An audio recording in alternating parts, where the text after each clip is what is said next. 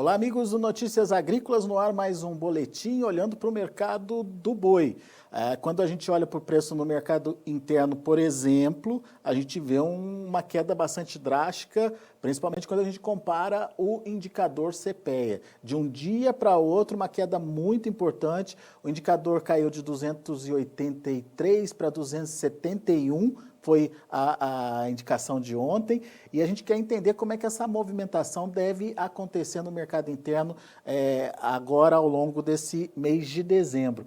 Mas essa semana, ou recentemente, na verdade na semana passada, a Scott Consultoria promoveu o seu tradicional encontro de analistas. E entre os diversos assuntos tratados nesse encontro de analistas, a previsão, ou pelo menos as projeções para 2021. Aqui comigo, Iberville Neto, analista lá da Scott Consultoria. Iberville, que participou dos debates nesse encontro de analistas, vai atualizar para a gente um pouquinho dessas expectativas para 2021. Seja bem-vindo, meu amigo. Obrigado pela participação conosco aqui no Notícias Agrícolas. Antes de falar de 2021, das expectativas, que eu acho que é muito importante, né, Iberville, e até para o produtor entender o que ele vai encontrar pela frente lá em 2021, eu queria só pontuar com você essa movimentação, principalmente do indicador do CPEA, que despencou, Iberville, em 24 horas, uma queda bastante significativa aí de mais de 10 reais. O que você entende dessa movimentação? O que significa esse esfriamento do mercado aí interno? E vocês já vinham meio que precificando uma arroba mais baixa mesmo, né, Iberville? Isso. Olá, Alexandre. Olá a todos. É um prazer, Alexandre. Alexandre, o CPEA, houve esse ajuste mais brusco e ele veio para patamares um pouco mais próximos dos que já eram a nossa referência. Então, o CPEA tem a metodologia dele, em alguns casos, essa metodologia ela acaba gerando ajustes mais bruscos, nesse caso, especialmente, um ajuste bem intenso, mas o patamar que o indicador chegou é mais ou menos o que a gente tem observado e tem visto aí nos últimos dias. Inclusive, hoje houve mais um ajuste negativo para a nossa referência, está em R$ 269, considerando o preço à vista livre.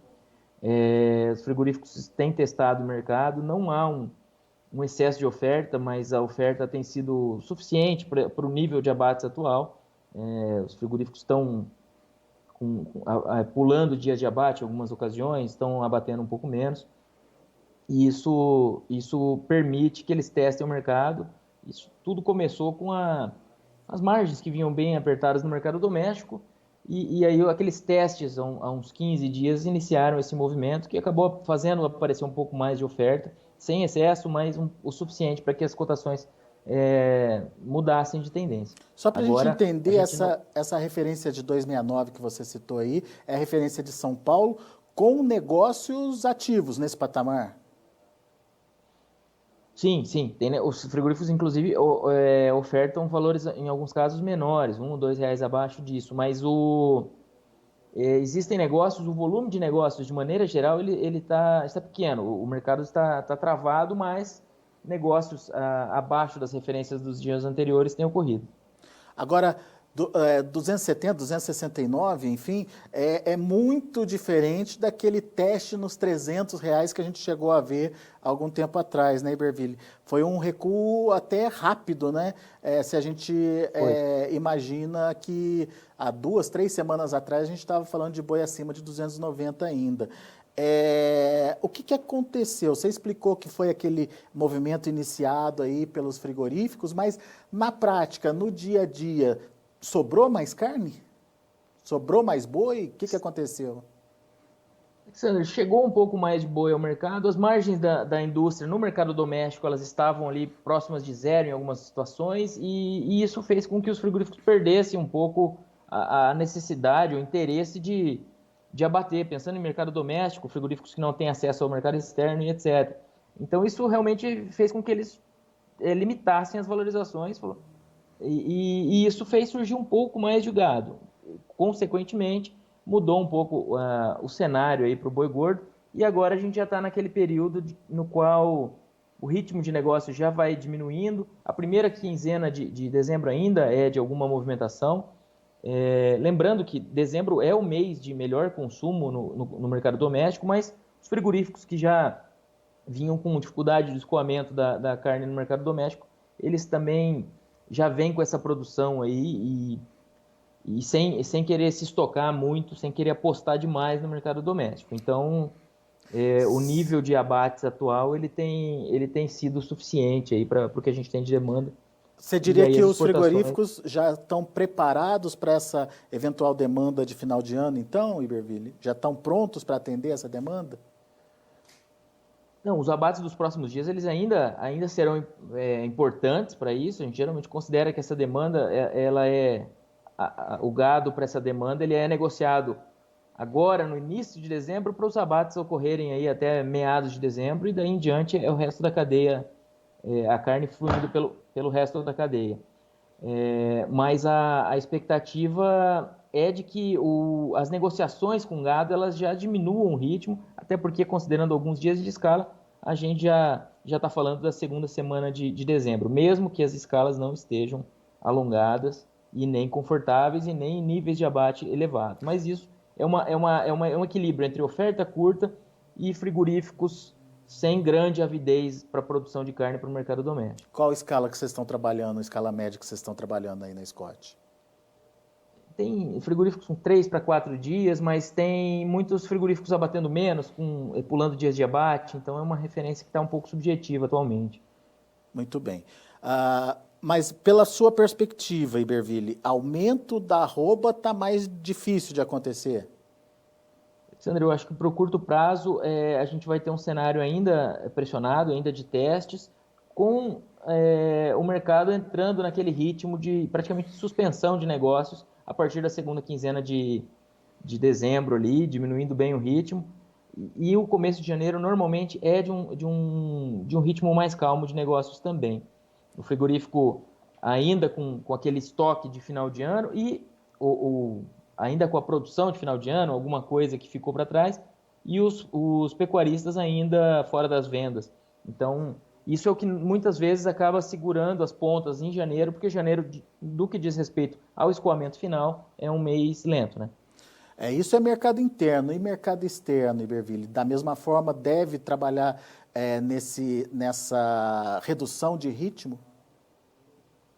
No mercado externo, nós temos a variável do câmbio que tem influenciado, inclusive quando a gente considera a evolução das exportações ao longo de novembro, nas primeiras semanas nós tínhamos médias diárias consistentemente maiores do que no mesmo período do ano passado. Elas fecharam em alta, uma alta de 8% na comparação com o mesmo período do ano passado, uma alta importante, mas elas vinham ainda mais positivas nas primeiras semanas. Então, o final de novembro provavelmente já foi de um ritmo mais calmo. E aí nós temos diversos fatores, a própria demanda dos importadores, fundamental, claro, e a questão do patamar cambial também influenciando.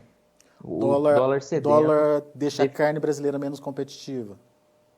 Exatamente. Além, a associação de dólar cedendo com os níveis que a arroba vinha trabalhando nas últimas semanas, ela impactou a nossa competitividade lá fora, embora os volumes sejam bons e estamos indo aí para um ano recorde. Mas, por exemplo, agora para dezembro, a gente já tem um novo patamar de arroba, certo? E um dólar que ainda está pressionado, mas ainda é um dólar acima dos R$ 5 aí. Isso deve dar que dinâmica para as exportações, Iberville, na sua opinião? Voltou a renda do frigorífico, a margem do frigorífico voltou a ser positiva aí? Eles vão demandar mais para exportação? Eu acredito que nós tenhamos um dezembro em um nível, para dezembro, um nível positivo, que normalmente já é um pouco mais calmo, mas um nível de exportações interessante, considerando o mês.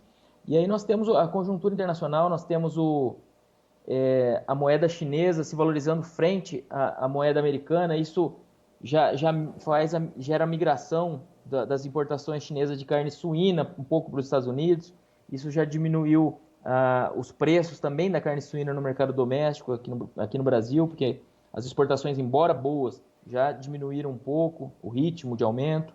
Então, a associação desses fatores, o cenário internacional, os preços do suíno, da proteína na China cederam nos últimos meses, e tudo isso, isso vai nos dando um indicativo de que o nosso maior comprador não esteja apertado para comprar proteína no momento, como ocorreu no nosso passado recente, de maneira mais crítica, mais importante. Isso significa o quê, Iberville, na prática? A carne que teoricamente poderia ir para exportação acaba ficando no mercado interno e isso tem algum peso na formação de preço? Sim, isso, sem dúvida tem peso, mas nós não acreditamos. A expectativa não é de sobrar carne no mercado interno. Isso, não é de uma sobreoferta no mercado interno, mas de uma exportação puxando menos do lado da demanda. Então seria mais nessa linha. Nós não acreditamos que as exportações vão para níveis ruins. Só um cenário um pouco mais calmo, possivelmente, nessa virada de ano, nas próximas semanas. Ainda melhores que no ano passado, no mesmo período do ano passado? Ou pelo ritmo? Acredito que sim. Pelo ritmo que a gente viu acontecer aí nos últimos dias de novembro, pode ser que a situação inverta? Não, se for para fazer uma aposta, eu acredito ainda em aumento na comparação anual. Nós tivemos 7,8% de aumento na comparação com o mesmo período do ano passado, 3% de aumento em novembro na comparação com outubro, isso considerando o volume. Uhum. Então, o ritmo, o volume importado pela China, ele segue bom, segue em alta, segue em níveis recordes. A questão é, as expectativas para 2021 já começam a mudar, o patamar do câmbio já deu uma acalmada na situação, os preços aí das proteínas na China nessas últimas semanas, nos últimos meses cederam um pouco, então tudo isso vai nos desenhando um cenário de um comprador que não está naquela demanda de aceitar preços maiores e naqueles picos de demanda que foram observados e em boa parte foram responsáveis pelas valorizações tanto de 2019 como de 2020. Legal. Bom, a gente já viu então que teve aí do ponto de vista do frigorífico, uma melhora aí no seu custo de produção em função dessa redução da arroba. No entanto, como é que está a carne, Iberville? Porque se ele também vê o preço da carne cair, eu imagino que essa margem não seja assim tão favorável, né? Realmente, esse equilíbrio que os frigoríficos ficam ali entre o varejo e a oferta de gado, entre o varejo e o pecuarista. Mas nas últimas semanas, com a redução dos preços do boi gordo, nós tivemos uma volta das margens para patamares mais interessantes. Nós temos atualmente uma margem de 15,7% para o frigorífico que vende a carcaça, isso considerando margens no mercado doméstico. Então, todos os produtos à venda em relação ao preço do boi. Uma margem de 15,7% para a venda da carcaça e uma margem de 10,4% para a venda da carne desossada. Para a carne desossada, esse cenário para o mercado doméstico, ele é apertado, ele historicamente não está positivo, mas para a carcaça ele está muito próximo aí de uma média histórica. Isso é só em função do recuo do preço da arroba? Isso, nós tivemos o recuo da arroba.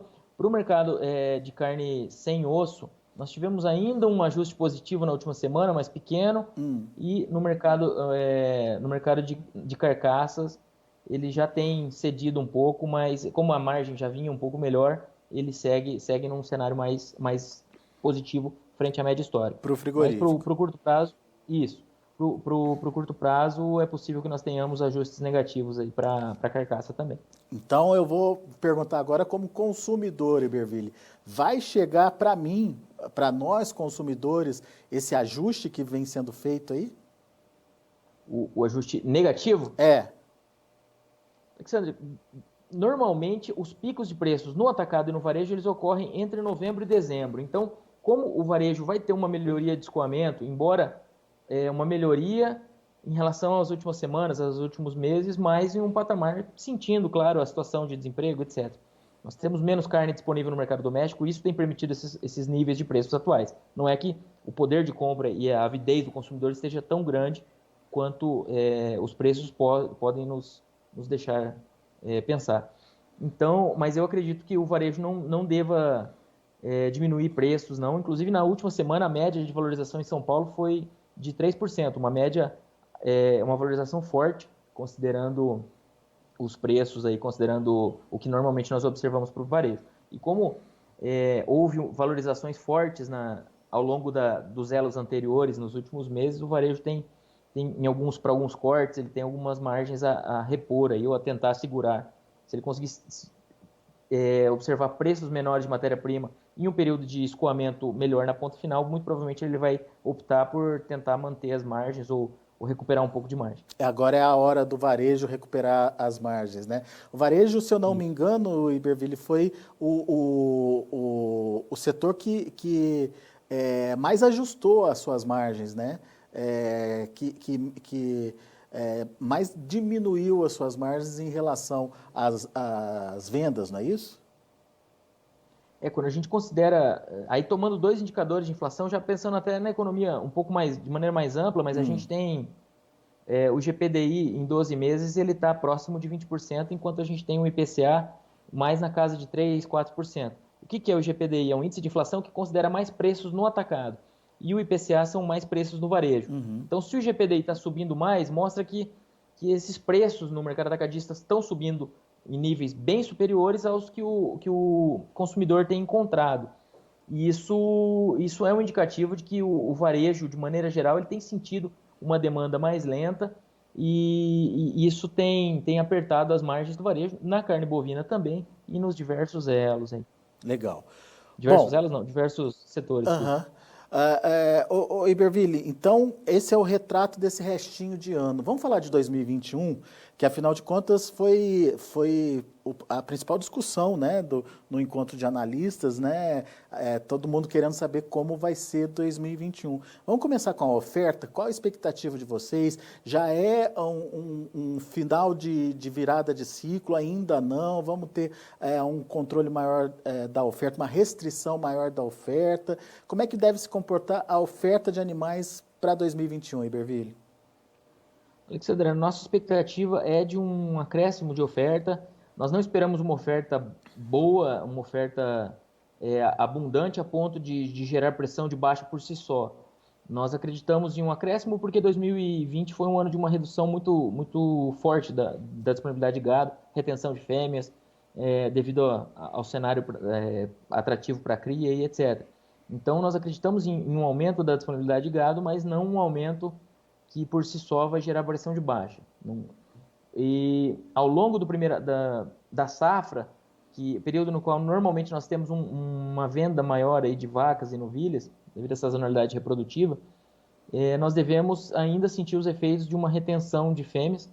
Então, muito provavelmente, essa safra vai ser uma safra sem uma grande pressão de final de chegada da seca, como foi 2020. Então, talvez o cenário esperado não é de um mercado com a mesma força que foi 2020 e 2019, porque o segundo ano com a alta forte como foi, já era pouco esperado. Um terceiro ano ele se torna ainda mais improvável.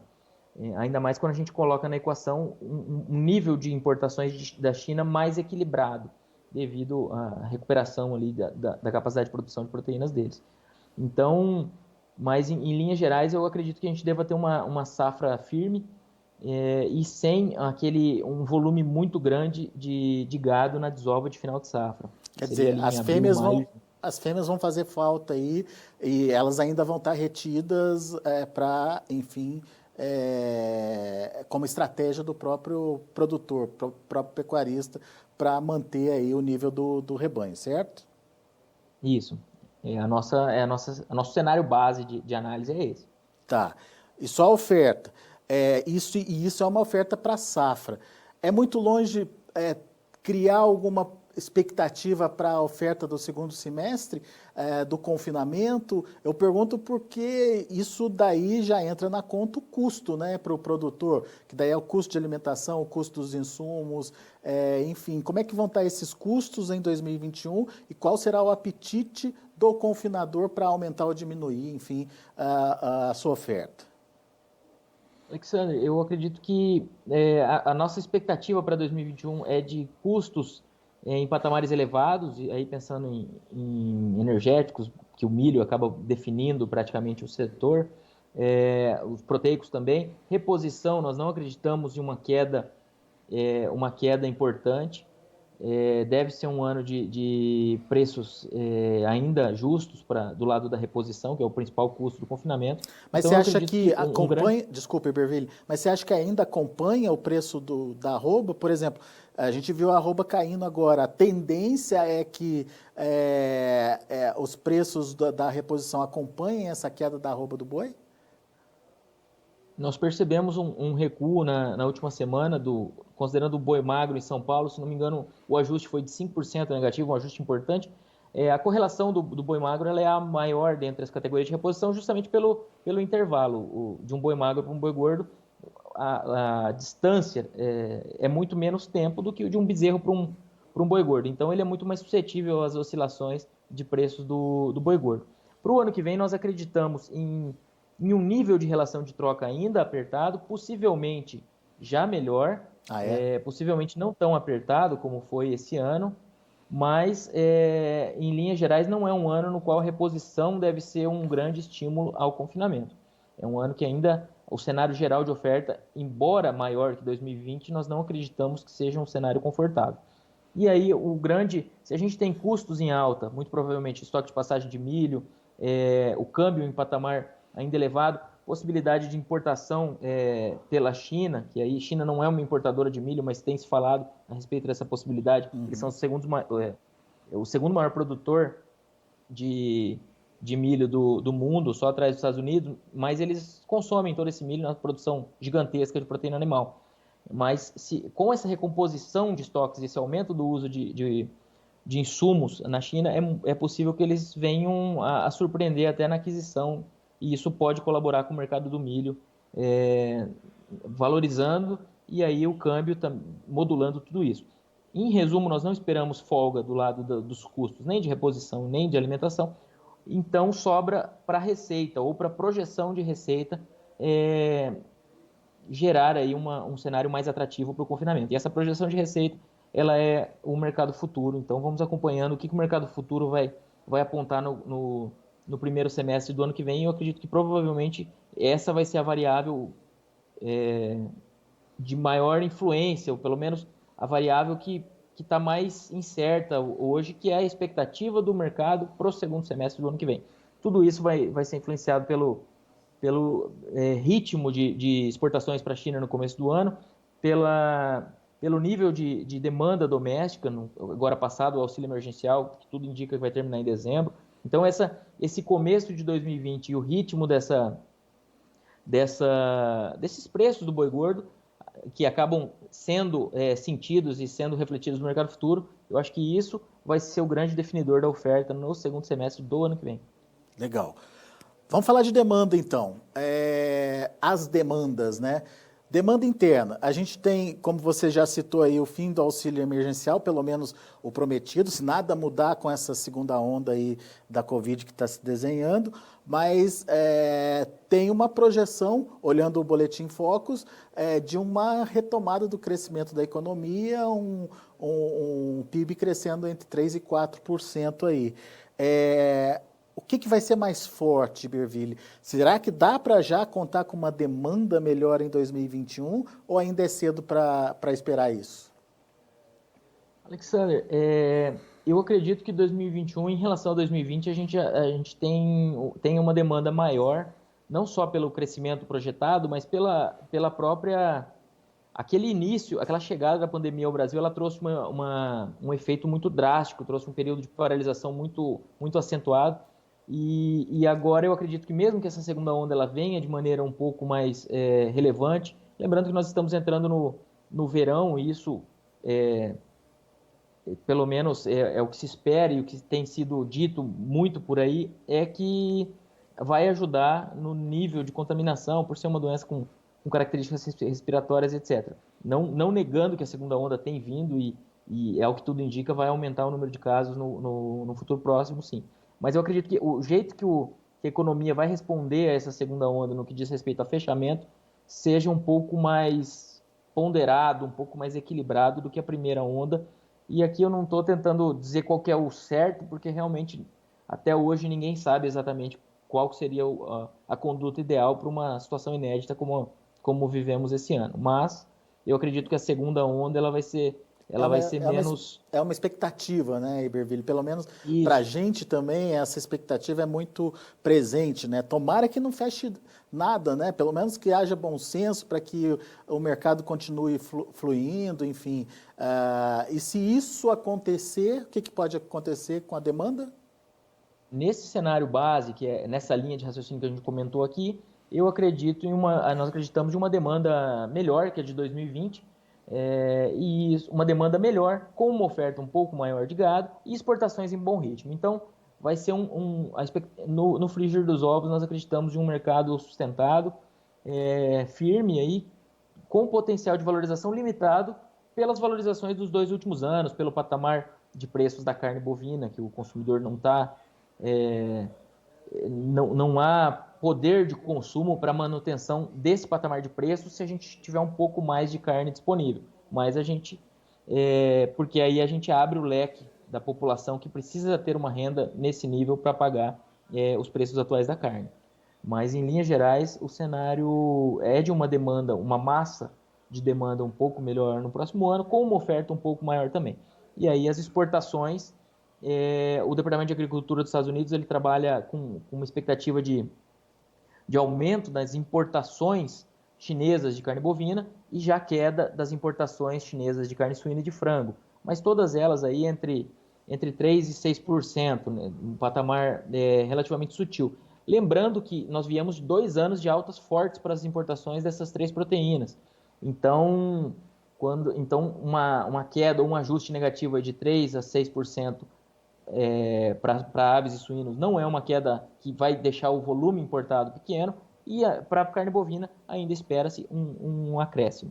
Então, no que diz respeito ao nosso maior cliente, o cenário é positivo, e aí as dúvidas, ou na verdade, o ponto para se somar a essa expectativa para a China, são outros importantes compradores, outros compradores que acabaram diminuindo as compras devido ao cenário de pandemia, né? Nós tivemos aí, o mundo sentiu essa pandemia, que nós acreditamos que para o próximo ano esses efeitos sejam menos drásticos.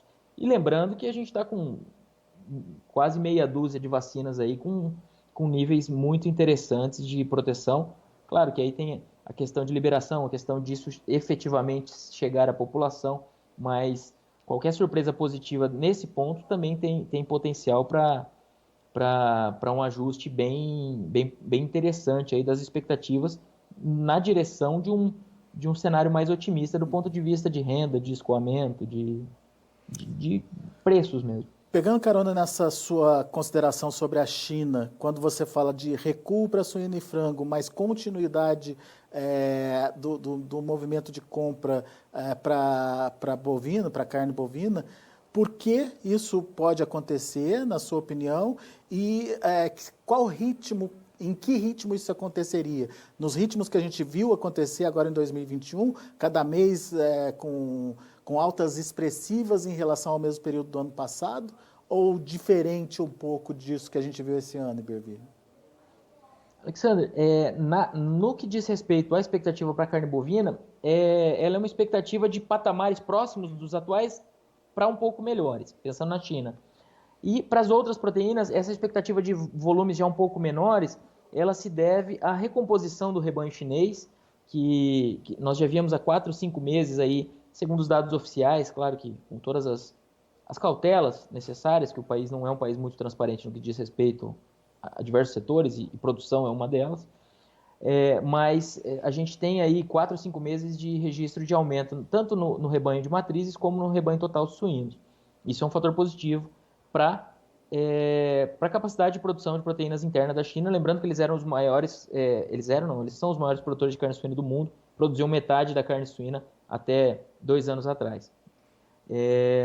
E no que diz respeito à carne de frango, eles têm aumentado a sua produção de carne de frango, tentando suprir, em parte, essa lacuna deixada pela carne suína e aproveitando as cadeias, que são muito sinérgicas. Então, eles têm aumentado as produções dessas 2 proteínas. Mas no que diz respeito à carne bovina, que é uma proteína que já demanda mais recursos, o país tem que ter uma aptidão maior, é mais difícil de de simplesmente aumentar a produção de carne bovina. Por isso que as projeções não são de que a China vai diminuir o ritmo tão cedo das compras de carne bovina. Com a recuperação da produção suína, claro que em algum nível isso vai ser sentido nos próximos anos, mas eles têm menos potencial para produzir carne bovina do que tem para as outras duas proteínas, tanto é que eles já estão em recuperação e aumento dessas produções de maneira importante. E fora que o chinês parece que tomou gosto pela carne bovina também, né, Iberville? Tem isso também. À medida que a gente vai aumentando esses canais de distribuição, eles vão, no momento atual, por uma questão de preço de carne suína em alta, isso vai gerando esses testes, esse conhecimento, essa substituição, seja por preço num primeiro momento, mas depois a carne bovina a gente sabe que ela tem potencial aí para brigar no que diz respeito ao gosto do chinês, de uma maneira muito, muito importante. E aí, lembrando de uma conta que a gente costuma fazer, se um chinês comer um hambúrguer a mais por semana, se a população da China comer um hambúrguer a mais por semana, o aumento da demanda deles em 1,4 bilhão de habitantes é maior que a produção dos Estados Unidos de carne bovina. Só essa conta é muito boa, ilustrar, né? Para ilustrar o tamanho da bronca. Iberville, só para a gente encerrar agora então, o mais importante que eu acho que para quem está ouvindo e, na minha opinião, o mais difícil de resposta, né? Preço, Iberville, o que a gente pode esperar de preço para 2021? Dá para considerar nível médio maior do que o de 2020? Alexandre, o nível médio de preços, e só ressaltando que em alguns momentos, quando a gente fala de preços maiores que 2020, às vezes o espectador está pensando no preço atual, o pecuarista está pensando no preço atual. Mas preços médios de 2020 e de 2021, nós temos tudo para que 2021 tenha um preço médio maior que o de 2020. O preço médio de 2020, até o momento, não fiz essa conta nessas últimas semanas, mas até poucas semanas atrás ele estava na casa de R$220, R$225. Então, para a gente ter um preço médio em 2021 menor do que isso, nós teríamos que ter uma queda muito importante ao longo do ano, ou uma queda brusca e manutenção em um patamar muito baixo, que não está no radar, não deve acontecer. Então, porque, o que nós temos hoje, claro. Porque é importante isso que você está falando, porque se a gente imagina que o ano começou naquela casa dos 180, 190, bateu os 300 e está encerrando ali ainda perto dos 270, e um preço médio está na casa dos 220, né, como você disse aí, a gente imagina começar o ano diferente, né, num nível diferente agora, e, se tudo correr bem, também terminar no nível diferente, deixando essa média mais alta, certo? Isso, exatamente. Nós começamos o ano na casa de R$200, aí chegou a pandemia, o Brasil foi até 188, 190, e aí depois trabalhou um pouco mais de lado, a partir de maio, junho, aí o mercado acelerou, e como essa alta foi mais no segundo semestre, nós tivemos todo um primeiro semestre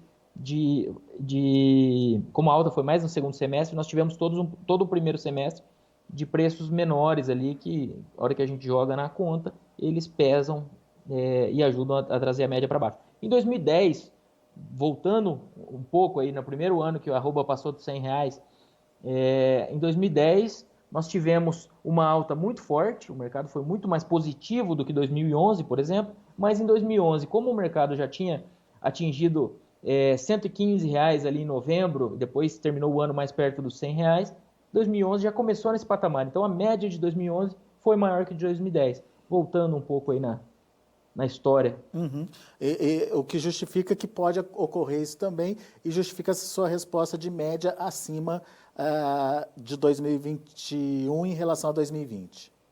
Isso, a média de 2021 ser abaixo de 2020 eu acho extremamente improvável, mas o mercado sempre nos surpreende, né? Mas dessa vez eu não seria minha aposta, não.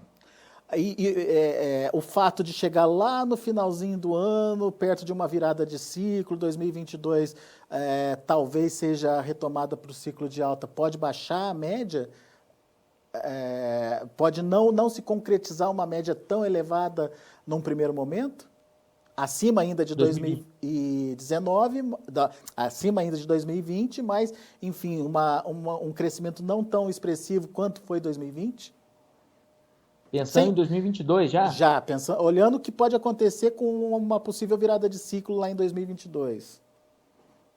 Alexander, no que diz respeito a preços, quando a gente fala da virada de ciclo, das fases de baixa, que talvez 2022 comece a ter um pouco mais de oferta, é possível que a gente já tenha aí um primeiro ano mais desafiador.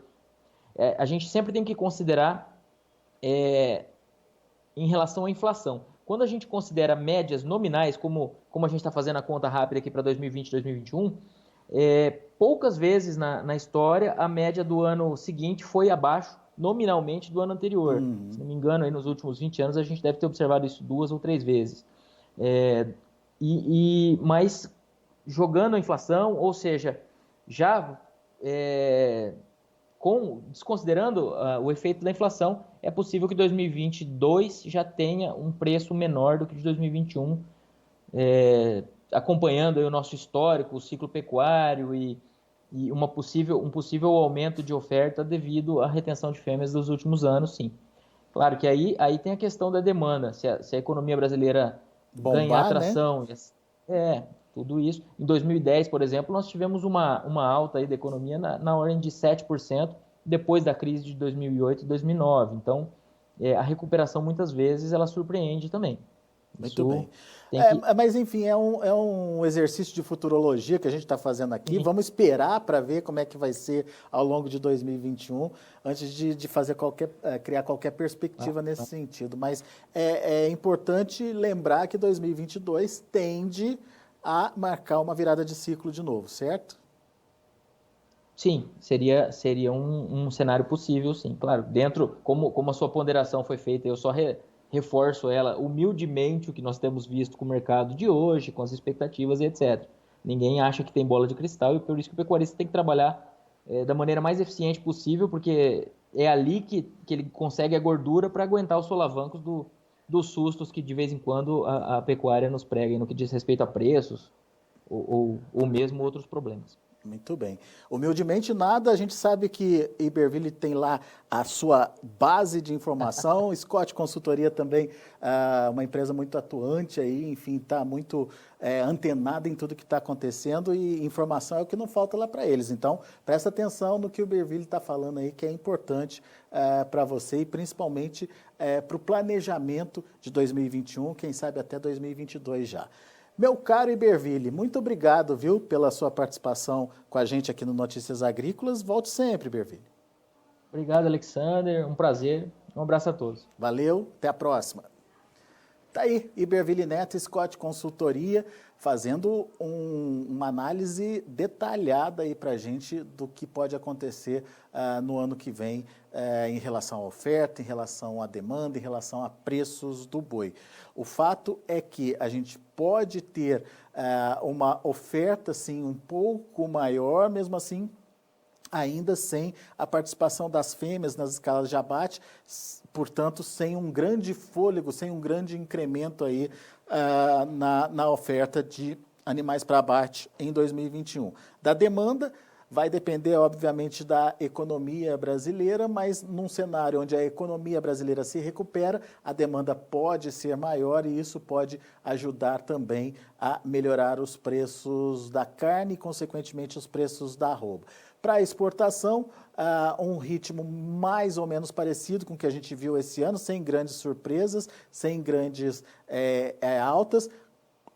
O adendo aí é o fato do dólar, né, do câmbio, né, como o câmbio vai se comportar.